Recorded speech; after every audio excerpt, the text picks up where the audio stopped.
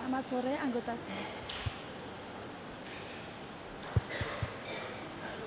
Selamat sore anggota jemaat yang dikasihi Tuhan.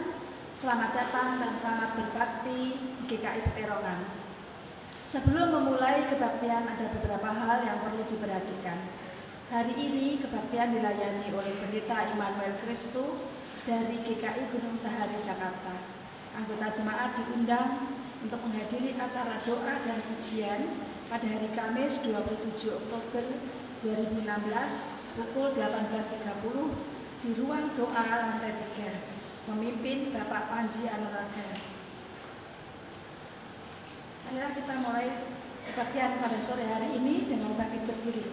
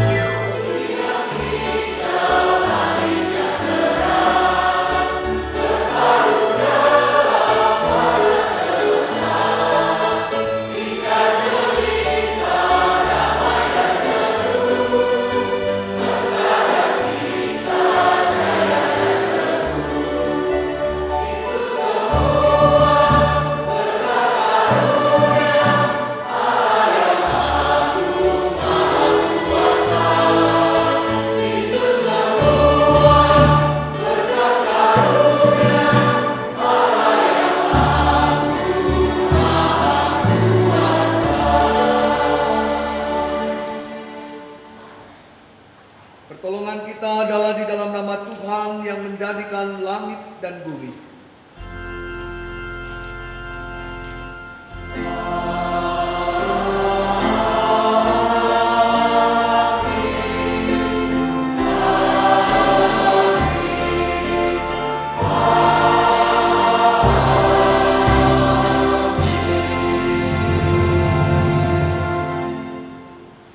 Tuhan besertamu.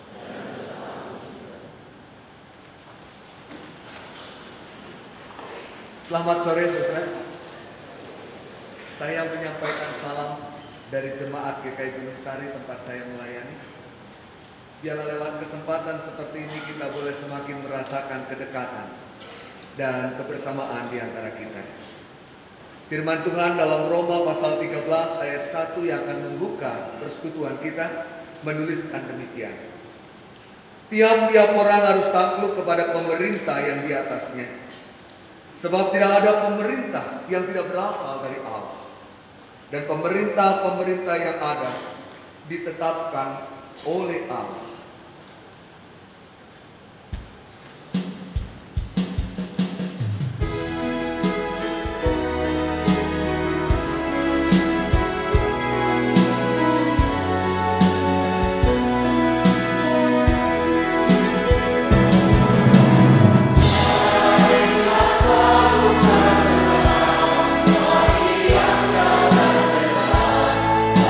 Yesus sama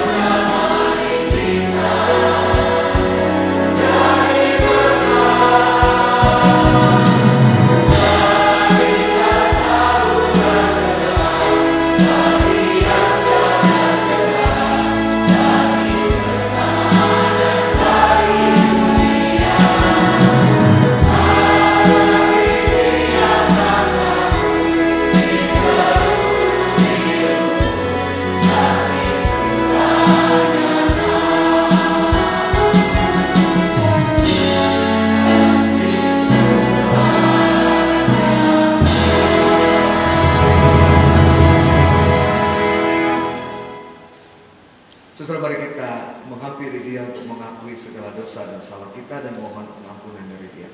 Setiap kita berdoa secara pribadi lebih dulu.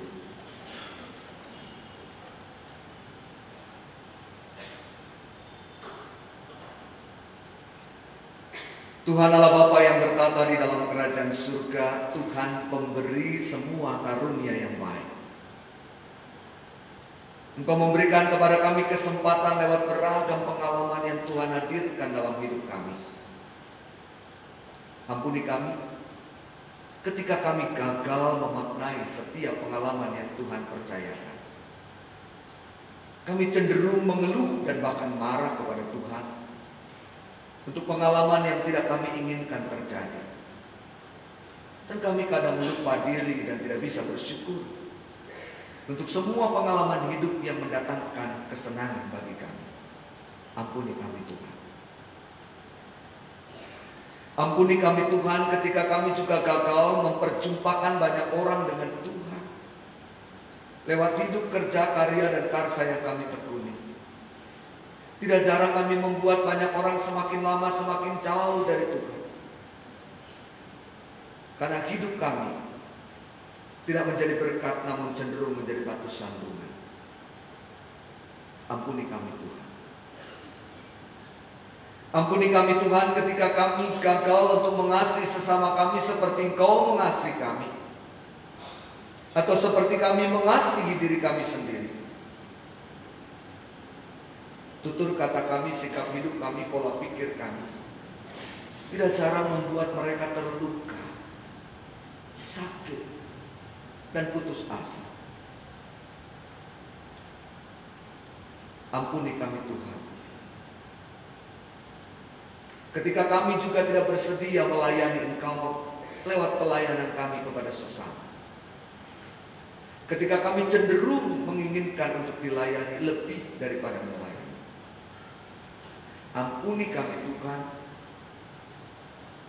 Sucikan hati kami dan tinggal dalam setiap hati kami. Sehingga saat ini kami boleh benar-benar layak menghampiri kekudusan tahta-Mu, menikmati perjumpaan dengan Tuhan. Demi Kristus kami berdoa. Amin.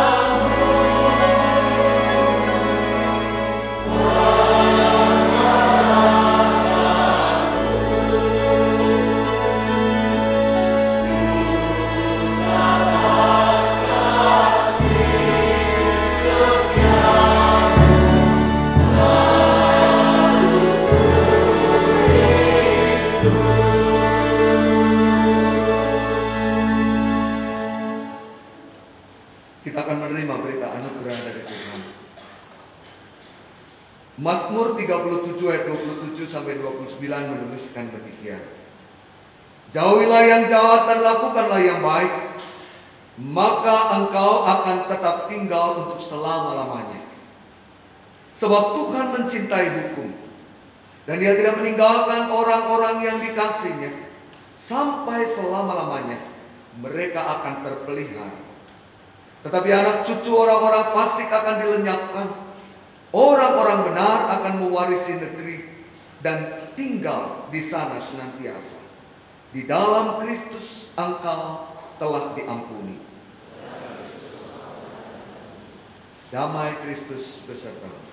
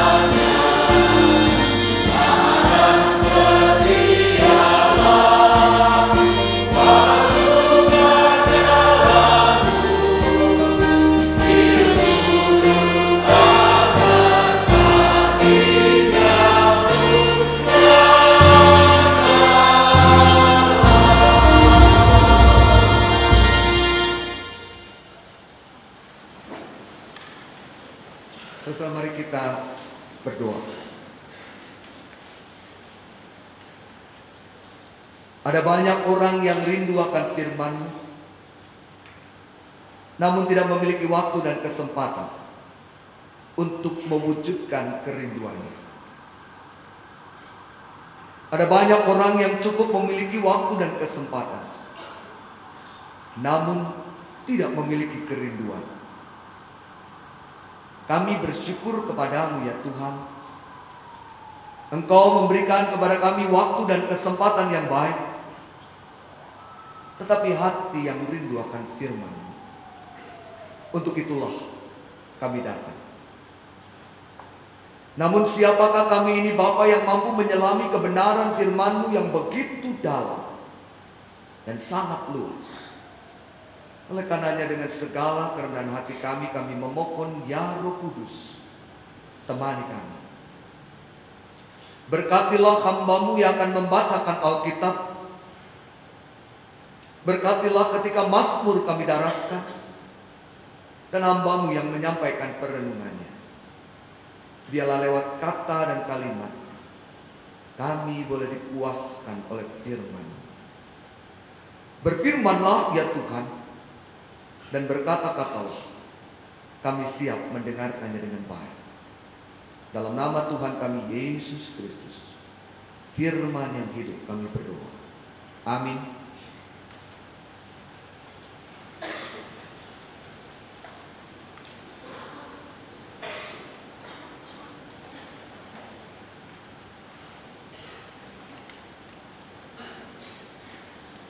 Jemaat yang terkasih, bacaan pertama diambil dari Nehemia pasal 1 ayat 1 sampai 11. Nehemia pasal 1 ayat 1 sampai 11. Perikop ini berisi doa Nehemia sebagai bentuk kepeduliannya yang mendalam terhadap bangsa Israel setelah mendengar kabar tentang situasi dan kondisi Yerusalem. Beginilah firman Tuhan. Riwayat Nehemia bin Hakaliah.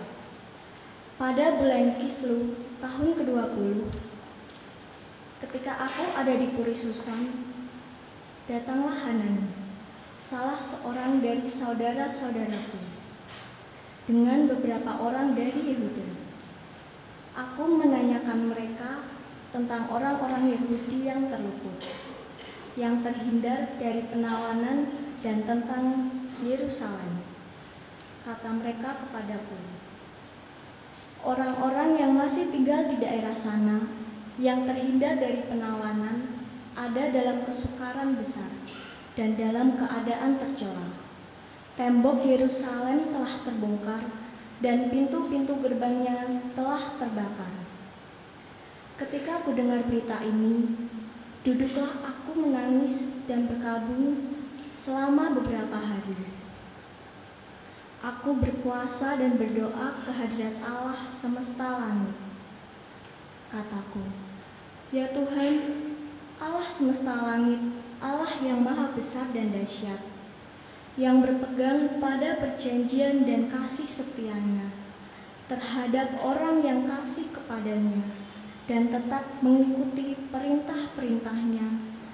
Berilah telingamu dan bukalah matamu, dan dengarkanlah doa hamba-Mu yang sekarang kupanjatkan ke hadirat-Mu siang dan malam bagi orang Israel, hamba-hamba-Mu itu, dengan mengaku segala dosa yang kami orang Israel telah lakukan terhadap-Mu.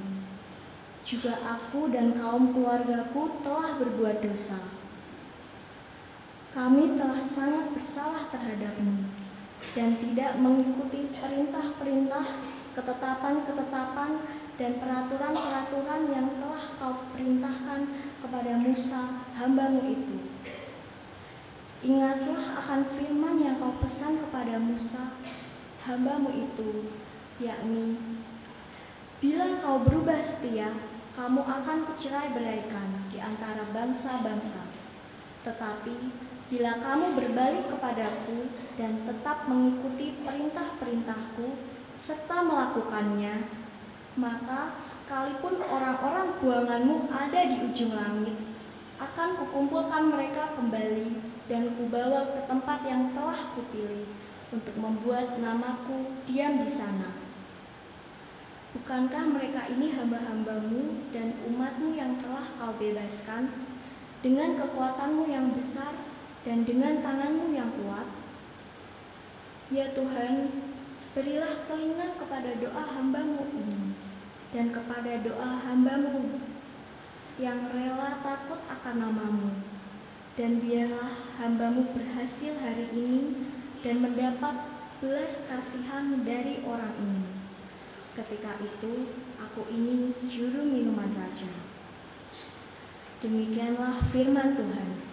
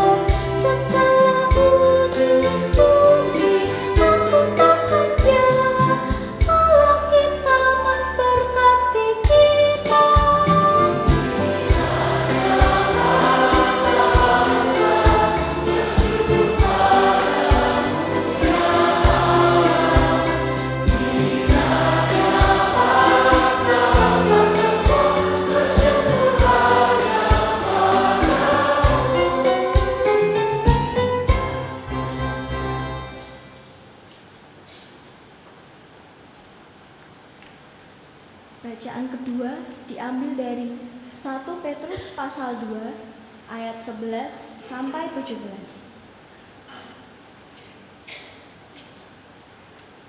Petrus pasal 2 ayat 11 sampai 17. Dalam perikop ini, Petrus menasihati umat Tuhan agar hidup mereka menjadi kesaksian dan menjadi teladan dalam berbuat baik, serta berdampak luas bagi masyarakat. Beginilah firman Tuhan. Saudara-saudaraku yang kekasih, aku menasihati kamu supaya sebagai pendatang dan perantau, kamu menjauhkan diri dari keinginan-keinginan daging yang berjuang melawan jiwa. Milikilah cara hidup yang baik di tengah-tengah bangsa-bangsa bukan Yahudi, supaya apabila mereka memfitnah kamu sebagai orang durjana, mereka dapat melihatnya dari perbuatan-perbuatanmu yang baik dan memuliakan Allah pada hari Ia melawat mereka. Tunduklah karena Allah kepada semua lembaga manusia, baik kepada raja sebagai pemegang kekuasaan yang tertinggi, maupun kepada wali-wali yang diutusnya, untuk menghukum orang-orang yang berbuat jahat dan menghormati orang-orang yang berbuat baik. Sebab inilah kehendak Allah, yaitu supaya dengan berbuat baik, kamu membungkam kepicikan orang-orang yang bodoh. Hiduplah sebagai orang merdeka, dan bukan seperti mereka yang menyalahgunakan kemerdekaan itu untuk menyelubungi kejahatan-kejahatan mereka. Tetapi hiduplah sebagai hamba Allah. Hormatilah semua orang, kasihilah saudara-saudaramu, takutlah akan Allah, hormatilah raja. Demikianlah firman Tuhan.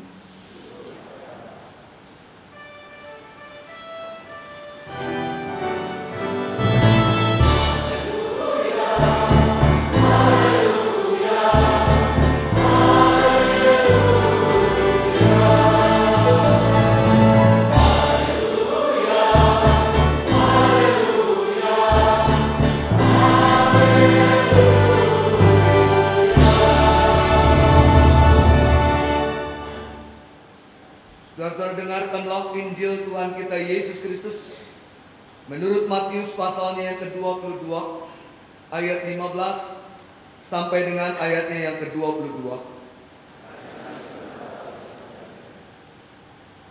Kemudian pergilah orang-orang Farisi. Mereka berunding bagaimana mereka dapat menjerat Yesus dengan suatu pertanyaan.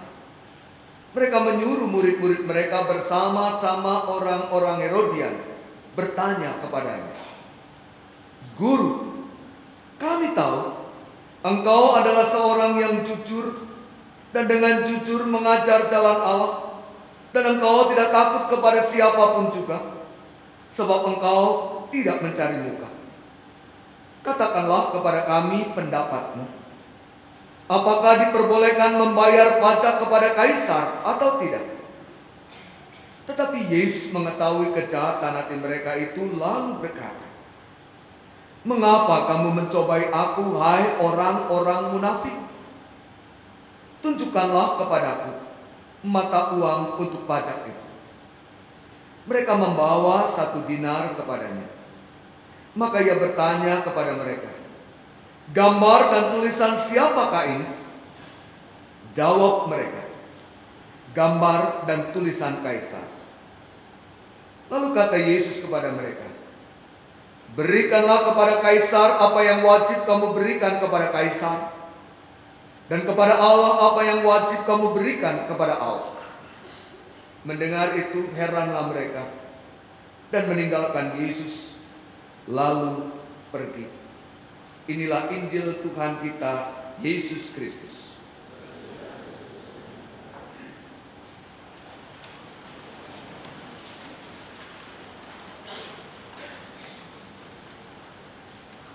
Saudara yang dikasihi oleh Tuhan Yesus Kristus, ketika program teks amnesti, pengampunan pajak, diberlakukan oleh pemerintah, maka gereja sebagai lembaga keagamaan berusaha untuk menolong anggota jemaat agar mereka dapat pengetahuan yang cukup terkait dengan kewajiban pajak tersebut. Lalu di mana-mana gereja menyelenggarakan ceramah-ceramah, seminar-seminar terkait dengan pengampunan pajak. Dan hasilnya adalah luar biasa. Ratusan anggota jemaat hadir untuk mendengarkan ceramah tentang pengampunan pajak. Mereka berpartisipasi, bertanya banyak-banyak soal pengampunan pajak. Suasana seperti ini sangat berbeda dibandingkan dengan undangan gereja kepada anggota jemaatnya untuk ikut dalam kegiatan pemahaman Alkitab misalnya, atau ikut dalam kegiatan persekutuan gereja. Jumlahnya tidak terlalu banyak. Jadi kesimpulannya adalah ternyata soal pengampunan pajak jauh lebih menarik daripada soal pengampunan dosa. Dan terbebas dari sanksi pajak jauh dianggap lebih penting ketimbang terbebas dari sanksi dosa.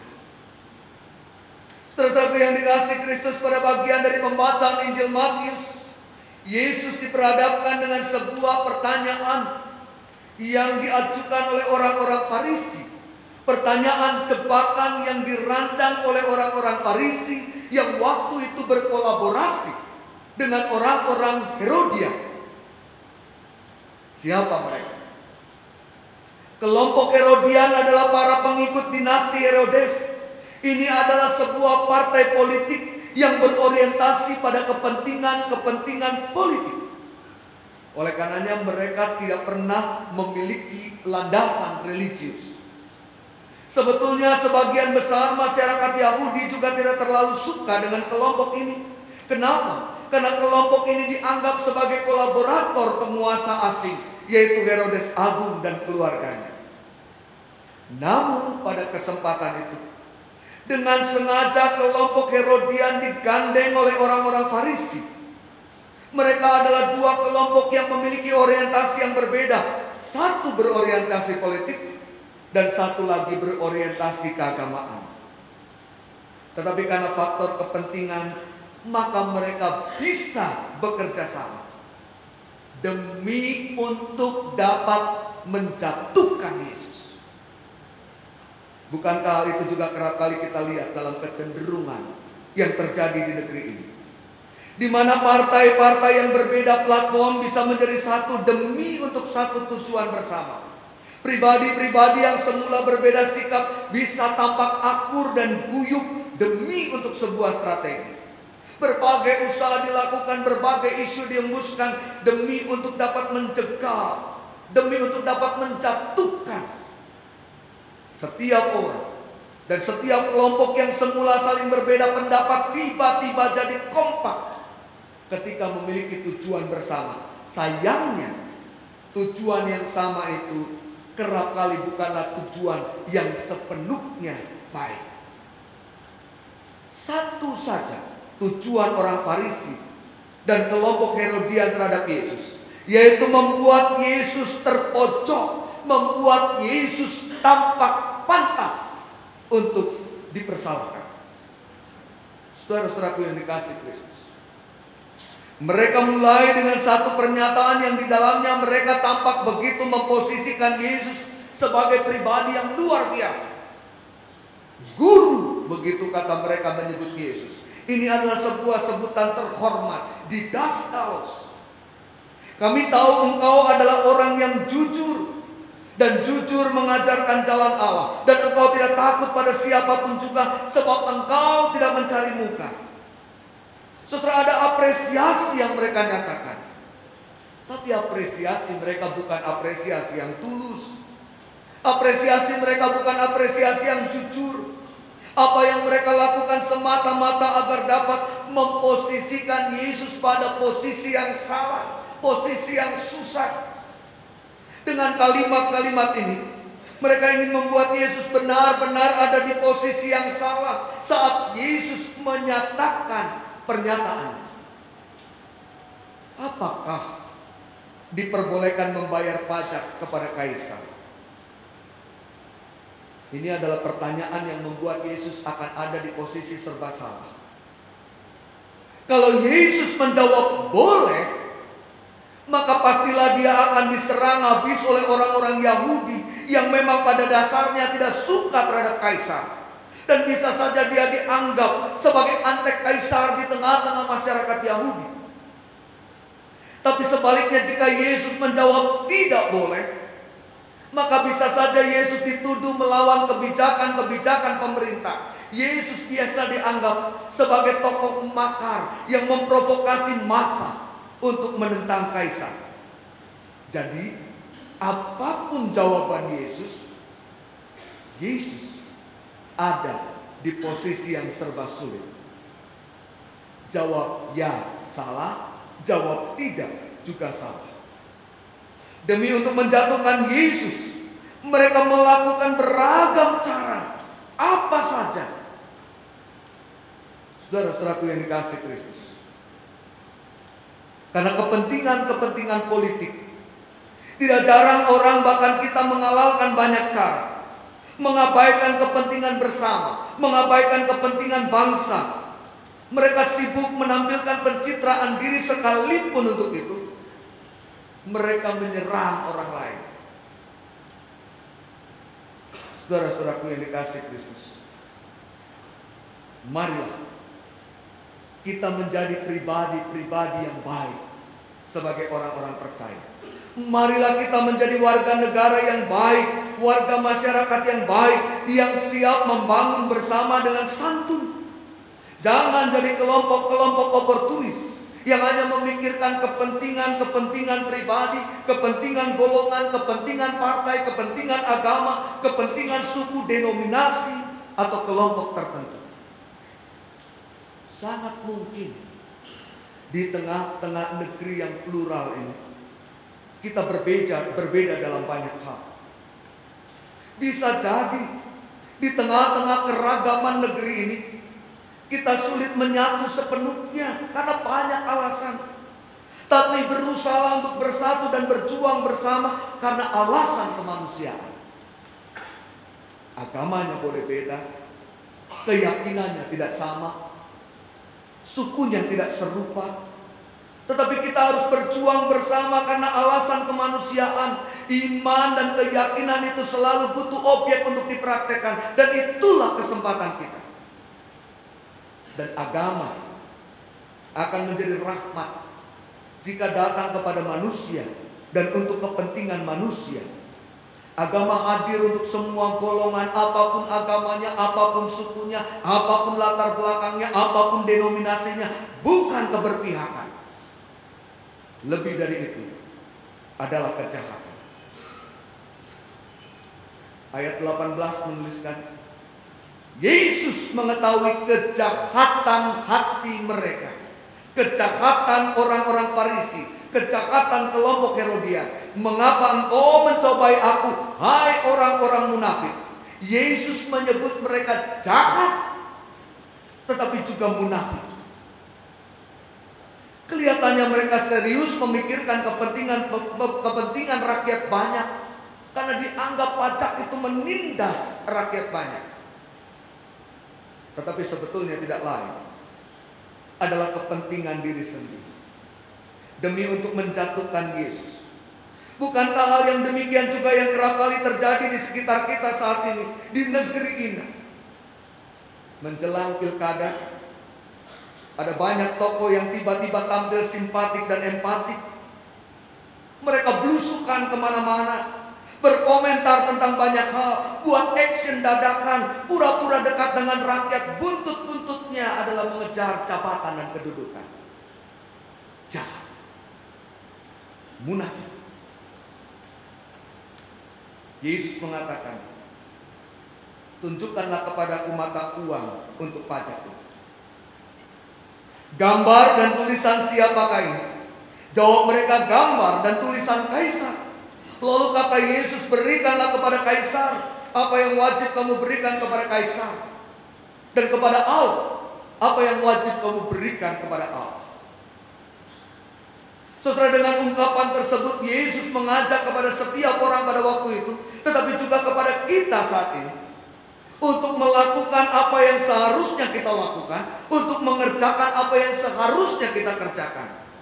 Sikap iman kita kepada Tuhan dan tanggung jawab kita kepada pemerintah, kepatuhan kita kepada Allah, dan penghargaan kita kepada kebijakan negara, persembahan kepada Allah, dan pajak bagi bangsa. Setiap orang percaya hidup di dua kota. Demikian kata Martin Luther, yaitu kota Allah dan kota di dunia. Setiap orang percaya dipanggil untuk menjadi berkat bagi lingkungan sekitar. Saudara, ada sebuah dokumen Namanya dokumen Agape, Alternative Globalization Addressing People and Earth. Sebuah dokumen yang menjadi naskah awal persidangan Dewan Gereja Dunia di Porto Alegre. Dalam dokumen itu diungkapkan, orang kaya di dunia ini tidak banyak-banyak amat. Cuma sekitar 7 juta lebih jumlahnya. Tetapi yang kekayaannya mewakili kekayaan seluruh penduduk bumi. Sementara orang miskin di dunia ini katanya jumlahnya 1,5 miliar, bisa bertambah. Dan masuk kategori orang miskin katanya, Bank Dunia mengatakan yang penghasilannya kurang dari $2 sehari. Berapa $1 sekarang? Ya, 13 ribuan. Jadi ada orang yang penghasilannya kurang dari 26 ribu sehari. Apa yang mau gereja lakukan buat mereka? Hot coklat di Cafe Bean, 1 gelas harganya 40 ribu. Caramel macchiato di Starbucks. Jadi jelek-jelek begini sesekali saya minum di sana. Harganya 37.500. Dan kalau saya minum di sana, saya ajak seluruh penatua untuk ikut sama-sama makan dan minum dengan saya di sana. Dengan satu doa dan harapan, ada di antara mereka yang tergerak membayar bilnya. Apa yang mau kita lakukan buat mereka? Apa yang gereja mau nyatakan sebagai ungkapan kasih? Begitu kata 1 Petrus dalam pembacaan kita tadi. Sementara program gereja tetap itu-itu saja. Kebaktian, persekutuan, pelawatan. Kebaktian, persekutuan, pelawatan. Di tengah-tengah kemerdekaan negeri ini ternyata masih ada sebagian dari anak bangsa yang buta huruf. Apa yang gereja mau lakukan bagi mereka? Di luar sana jangan-jangan ada banyak orang yang menekan perutnya dalam-dalam karena tidak punya makanan. Apa yang gereja mau lakukan untuk mereka? Sementara gereja setiap kali ada acara selalu ada makan. Kan gitu ya. Rapat majelis makan. Rapat badan pelayanan makan. Latihan paduan suara makan. Persiapan kebaktian makan. Gak apa-apa, itu namanya food ministry. Mirip kayak Yesus kan kita ini. Kumpul-kumpul makan, kumpul-kumpul makan. Yesus kan begitu. 4.000 orang kasih makan, 5.000 orang kasih makan. Setelah Yesus bangkit dari kematiannya, dia datang ke murid-muridnya yang ditanya ada makanan apa. Cuma bedanya kalau Yesus makan sisa 12 keranjang. Kalau gereja bikin acara makan hampir pasti tidak ada sisa. Ya karena zaman Yesus belum ada kantong plastik. Apa yang mau kita lakukan untuk mereka?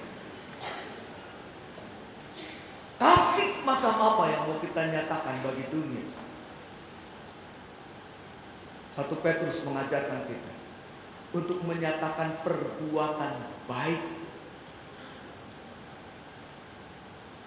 Ada sebuah lembaga independen, The Church Grow Institute, yang menyebar angket kepada 14.000 orang Kristen di Italia. 14.000 orang Kristen. Dengan satu pertanyaan, kenapa? Dan siapa yang membuat mereka menjadi Kristen dan mengikut Yesus? Hasilnya luar biasa. 0,5% menjadi Kristen dan mengikut Yesus karena ikut KKR. Jadi bikin KKR gede-gede, bikin artis, panggil artis terkenal, hasilnya 0,5%. 2-3% menjadi Kristen karena kebutuhan hidup. Mungkin mereka keleleran, gak punya keluarga, teman, sahabat, dan kerabat, ketemu gereja, diopeni, lalu kemudian menjadi Kristen. 2-3% menjadi Kristen karena menikmati suasana gereja. Mungkin orangnya ramah-ramah kalau di gereja kan. Suasananya menyenangkan. 5% menjadi Kristen karena guru sekolah minggu. 5% menjadi Kristen karena pendetanya.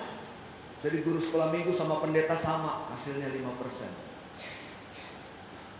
Yang menarik saudara, 75% mereka menjadi Kristen karena perjumpaannya dengan orang Kristen, karena persahabatannya dengan orang Kristen, karena pertemanannya dengan orang Kristen. Itu panggilan kita, itu pemberitaan Injil kita. Berbuat baik, menyatakan kasih Tuhan di tengah-tengah negeri ini. Gak usah ngomong yang terlalu gede dan muluk-muluk. Nyatakanlah perbuatan baik dan berbuat baik kepada semua orang. Disitulah kita memperjumpakan banyak orang dengan Tuhan. Disitulah gereja menghadirkan diri dan menjadi berkat bagi bangsa.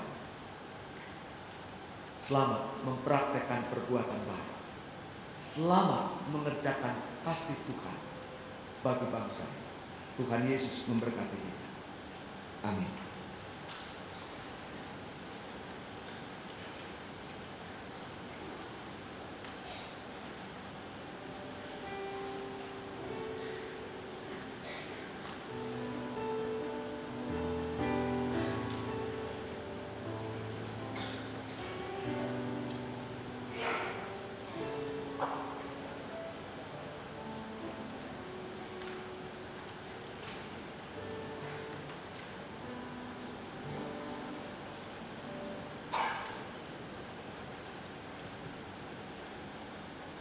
Jemaat diundang bangkit berdiri.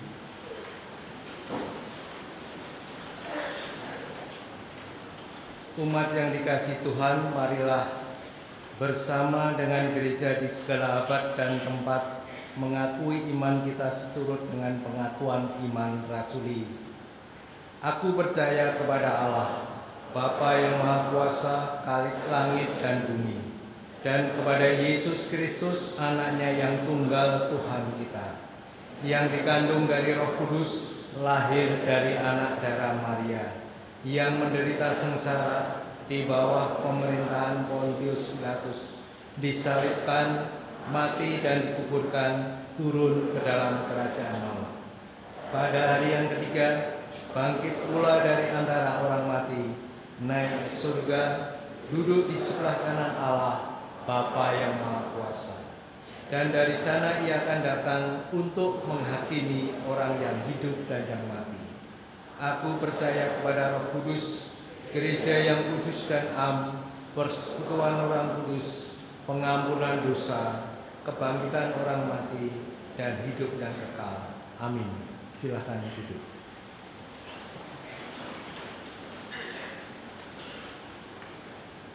Setelah kita akan menaikkan doa-doa syafaat kita, ada beberapa pokok doa yang akan kita sama-sama doakan.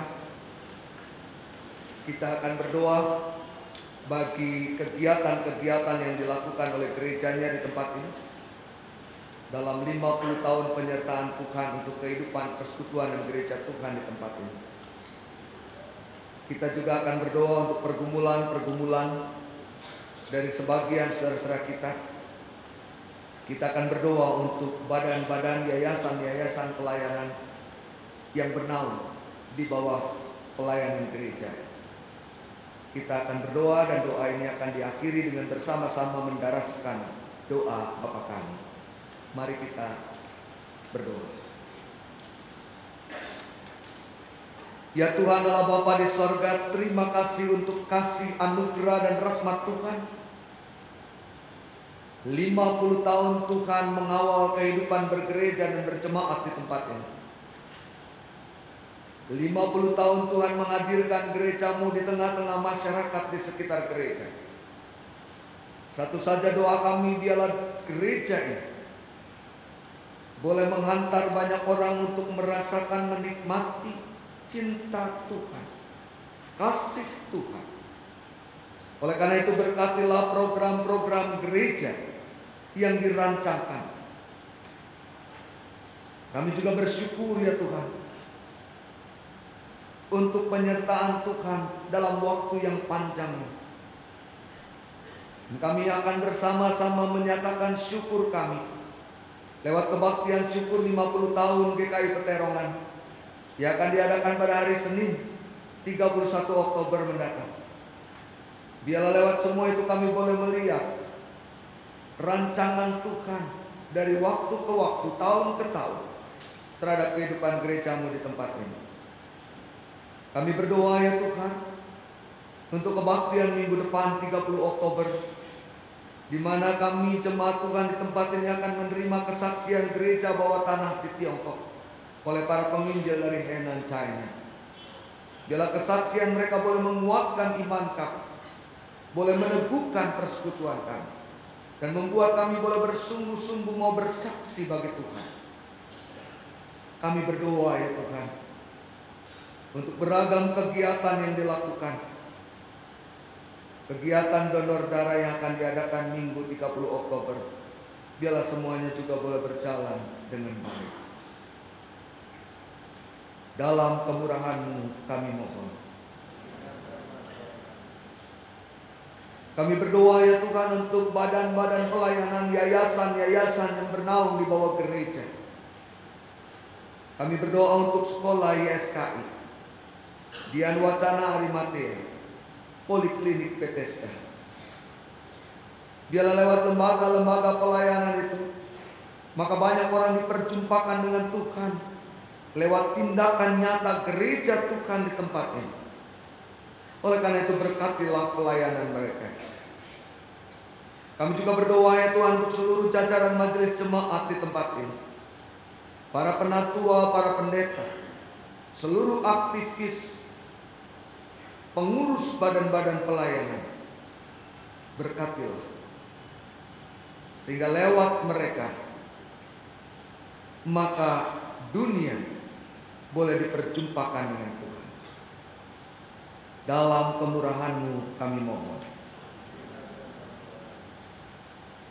Kami berdoa ya Tuhan bagi saudara kami yang ada di dalam pergumulan. Mereka yang bergumul karena sakit yang harus ditanggungnya. Berikan kekuatan kepada mereka. Berkatilah upaya untuk penyembuhan mereka. Secara khusus kami berdoa untuk Bapak Pendeta Emeritus Samuel yang telah menjalani operasi dan sekarang ada dalam proses pemulihan. Tuhan menyempurnakan kesembuhannya. Kami juga berdoa bagi saudara kami yang bergumul karena pencarian pekerjaan, mereka yang bergumul karena pencarian teman hidup, mereka yang bergumul karena penantian panjang kehadiran buah cinta kasih dalam kehidupan pernikahan mereka, mereka yang bergumul karena kehidupan keluarga yang tidak harmonis, mereka yang bergumul karena hubungan atau relasi yang tidak baik dengan Tuhan dan dengan sesama. Jika kami mengetahuinya, beri kesempatan kepada kami untuk boleh mempraktekkan pola hidup keluarga Tuhan bertolong-tolongan menanggung beban, menguatkan dan menghiburkan, memampukan. Kami juga berdoa ya Tuhan, bagi kehidupan bangsa dan negara kami, berkatilah negeri ini, berkatilah bangsa ini.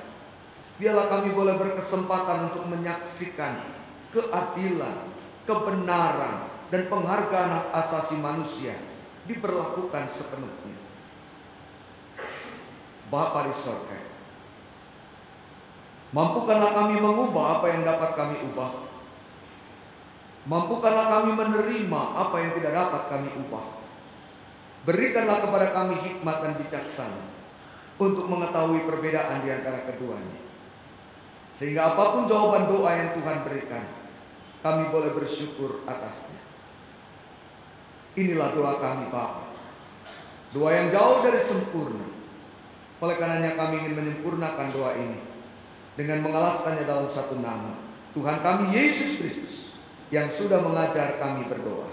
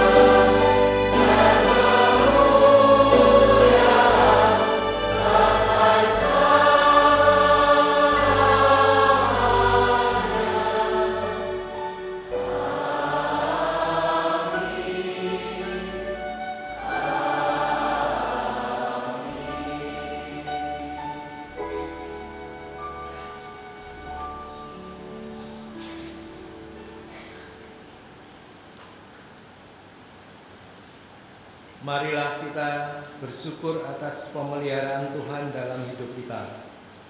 Rasa syukur ini kita wujudkan dalam bentuk persembahan. Marilah kita mengingat firman Tuhan dari 2 Korintus 8 ayat 12 demikian. Sebab jika kamu rela untuk memberi, maka pemberianmu akan diterima. Kalau pemberianmu itu berdasarkan apa yang ada padamu, bukan berdasarkan apa yang tidak ada padamu.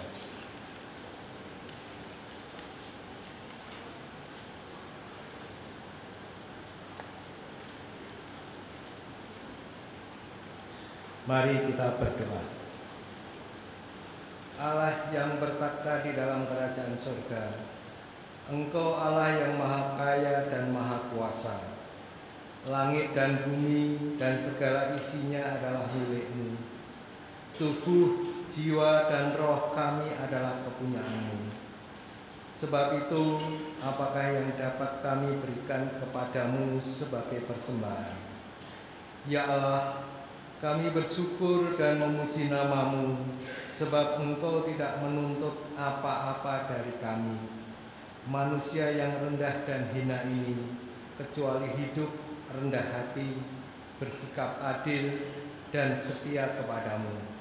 Sebab itu, terimalah persembahan umat-Mu ini, ya Tuhan, sebagai tanda syukur dan tanda hormat kami kepadamu.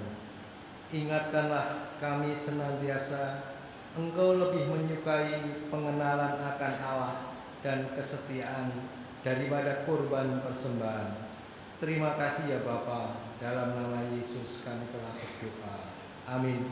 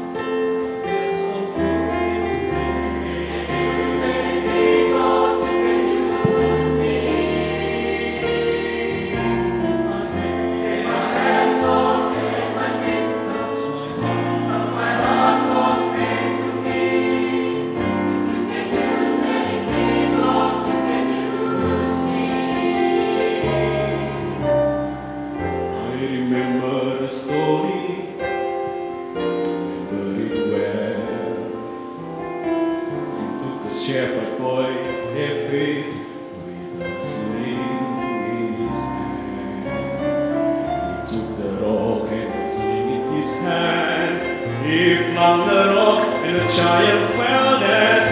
If you can use anything, Lord, you can use me.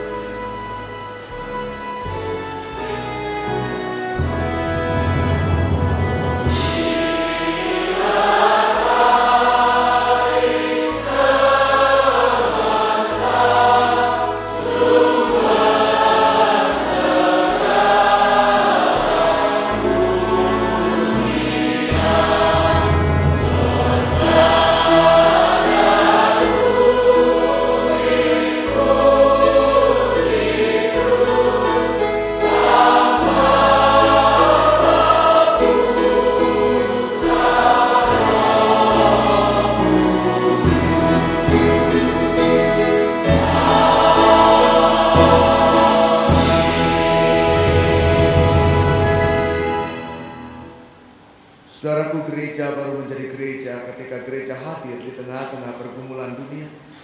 Saudara dan saya boleh menjadi berkat di tangan Tuhan ketika kita peduli dan menyatakan cinta Tuhan bagi sesama di tengah-tengah dunia ini.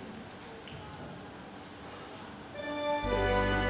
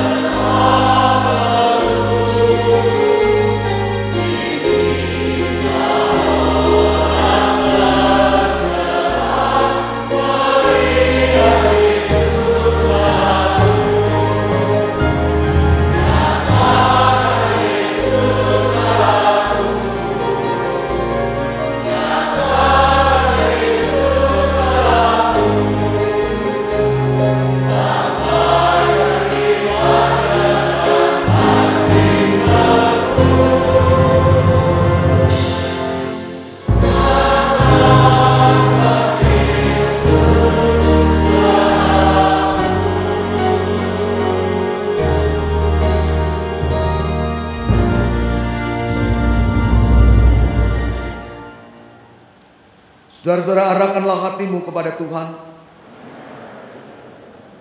Jadilah saksi Kristus. Terpujilah Tuhan. Pulanglah dalam damai sejahtera. Jadilah berkat bagi sebanyak mungkin orang dan terimalah berkat Tuhan. Kasih karunia, anugerah, dan damai sejahtera dari Allah Bapa dalam persekutuan dengan Tuhan Yesus Kristus dan penyertaan Roh Kudus menyertai setiap saudara dari sekarang ini sampai selama-lamanya. Haleluya.